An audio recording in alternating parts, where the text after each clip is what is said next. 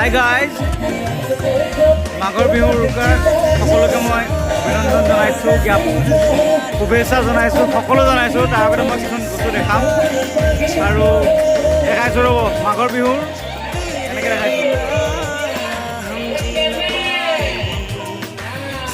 বিকাশ কিবা এটা কৈ দিয়া।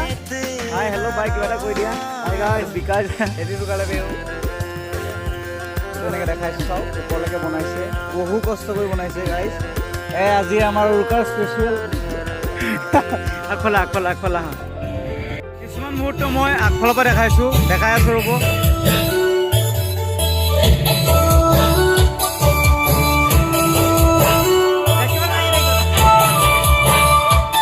চাউণ্ডত আছে আমাৰ প্ৰাঞ্জল অতিৰে চিনাকি।